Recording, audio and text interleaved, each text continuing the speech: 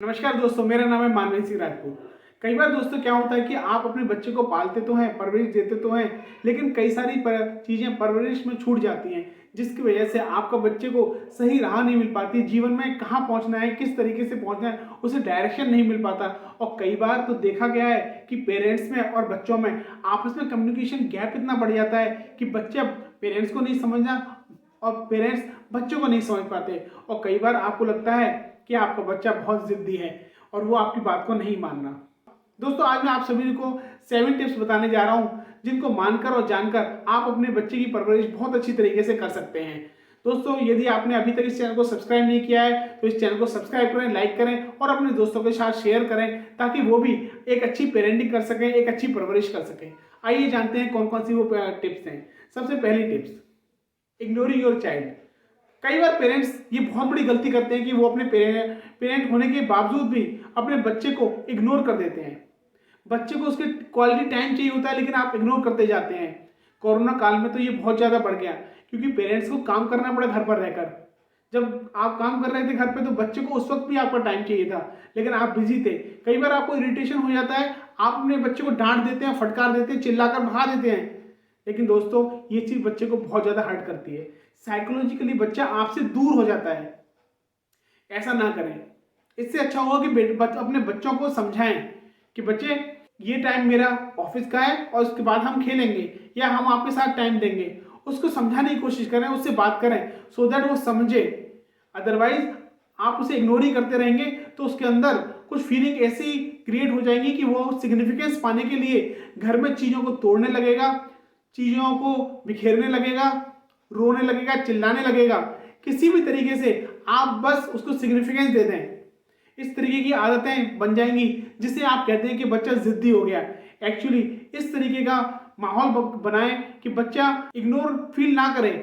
दूसरी टिप्स ये है कि आप अपने बच्चे को किसी और के साथ कंपेयर ना करें। जब आप अपने बच्चे को किसी और के साथ कंपेयर करते हैं तो बच्चे की सेल्फ एस्टीम हर्ट करती है। उसको ये फील होने लग जाता है कि ये बंदा, यदि मैं वहां तक पहुंच सकता हूं कोशिश करके तो ठीक है, यदि मैं वहां तक उस लेवल से नहीं पहुंच सकता तो वो अपने आप को लाइफ टाइम इंफीरियर फील कर सकता है।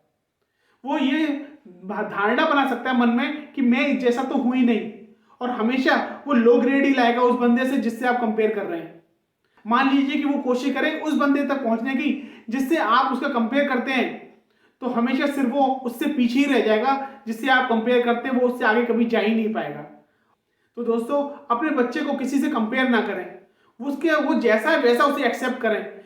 कई बार काम सिर्फ इतनी सी बात से बन जाता है कि आप बच्चे से बात कर लेते हैं, उसको अच्छी तरह से समझ लेते हैं। कई बार बच्चे को सिर्फ इतनी ही जरूरत होती है कि उसके पेरेंट्स उसके अंदर आने वाली प्रॉब्लम्स को सुन लें, और आप वो हैं जो उसे अच्छी तरीके से गाइड कर सकते हैं। बेटर कि उसे कंपेयर ना करें किसी से, उससे बात करें, उससे जानें। शायद कोई जेन्युइन प्रॉब्लम हो जिसकी वजह से वो कहीं अपने आप को पीछे महसूस करता हो, कहीं ना कहीं वो अपने आप को लैगिंग महसूस करता हो। दोस्तों, तीसरी टिप है कि आप अपने बच्चों की प्राइवेसी में इन्वेड ना करें। मेरा मतलब दोस्तों ये नहीं कि आप अपने बच्चे का ध्यान ना रखें या उसके गलत रास्ते पे जा रहा है तो उसको बिल्कुल भी ध्यान ना रखें और उसे जाने दें। मेरा मतलब ये है कि आप उसकी प्राइवेसी जो उसने क्रिएट कर रखी है उसमें आप इन्वेड ना करें। माहौल कुछ इस तरीके का बनाए अपने बच्चों के साथ कि आप खुलकर बात कर सकें और आपके बच्चे भी आपके साथ खुल के बात कर सकें। अपने बच्चों को टाइम दीजिए, हफ्ते में एक दिन उन्हें कहीं घुमाने ले जाइए, जिससे बच्चा और ज़्यादा ओपन होगा और आपके करीब आएगा। जब आप अपने बच्चे के ज़्यादा करीब होंगे तो बच्चा खुल के उन बातों को बता पाएगा जिनको वो आपसे छुपाना चाहता है। और कई बार ऐसी बातों को जानकर एक आप ही तो हैं जो उसको अच्छी तरीके से राह दिखा सकते हैं, अच्छी तरीके से राय दे सकते हैं। एक अच्छी एडवाइस बच्चे को बहुत सारी परेशानियों से निकाल सकती है, क्योंकि वो तो इन सिचुएशन में पहली बार आ रहा है। उसको नहीं पता कि किस तरीके से इन सिचुएशन को टैकल करना है, किस तरीके से उसे अपनी लाइफ को जीना है। आपको एक्सपीरियंस है इन सभी चीज़ों का, क्योंकि कई सारी सिचुएशन आप अपनी लाइफ में बिता चुके हैं। कई सारी ऐसे एक्सपीरियंस को अपनी लाइफ में आप गेन कर चुके हैं, जिससे आप अपने बच्चे को एक बहुत अच्छी तरीके से एडवाइस भी कर सकते हैं। आप दोस्त बनिए बच्चे के, सो दैट बच्चा भी अपनी बहुत सारी चीज़ें आपको बताए। नेक्स्ट चीज़ है, बी ओवर परमिसिव। आप ये भी ना भूलें कि आप उसके पेरेंट्स हैं। पेरेंट्स की जिम्मेदारी है बच्चे को गाइड करना, बच्चे को करेक्ट करना। बच्चे के साथ इतने ज़्यादा घुल मिल भी ना जाएं कि बच्चे की गलत चीज़ों को भी आप एक्सेप्ट करने लग जाएं। एक क्लियर बाउंड्री बनाएं जहां आप अपने बच्चे को बता सकें कि क्या चीज़ सही है, क्या चीज़ गलत है, क्या चीज़ एक्सेप्टेबल है और क्या चीज़ नॉन एक्सेप्टेबल है।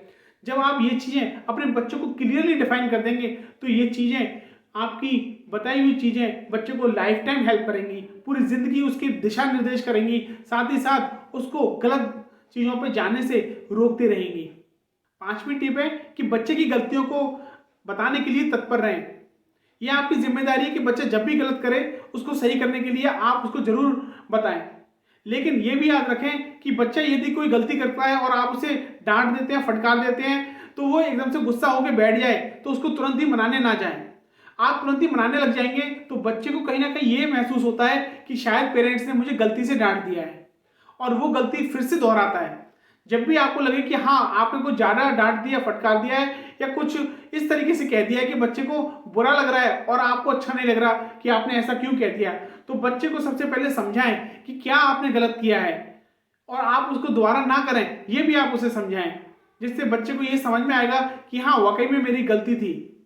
6ठी चीज़ है इग्नोरिंग द मेंटल हेल्थ। कई बार पेरेंट्स ऐसी चीज़ों को इग्नोर कर देते हैं जो बच्चे के लिए बहुत ज़्यादा ज़रूरी है। कई बार देखा गया कि इंडियन पेरेंट्स अपने बच्चों की मेंटल हेल्थ को बिल्कुल ही इग्नोर कर देते हैं और उनको लगता है कि ये सिर्फ उनकी एज के साथ हो रहा है, उनकी उम्र के साथ हो रहा है और धीरे धीरे ठीक हो जाएगा।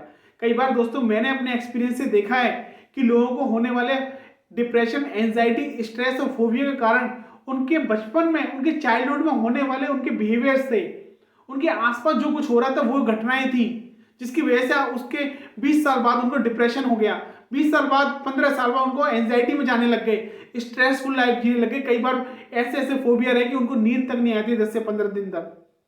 Ignoring your mental health. अंतिम चीज जो पेरेंट्स को नहीं करनी चाहिए वो है इग्नोरिंग देयर मेंटल हेल्थ। इसका मतलब स्वयं की मेंटल हेल्थ को इग्नोर कर देना। माना कि पेरेंटिंग कोई सरल काम नहीं है और इस भागदौड़ भरी जिंदगी में एक चीज को पकड़ने की कोशिश करते हैं तो दूसरी चीज छूट ही जाती है।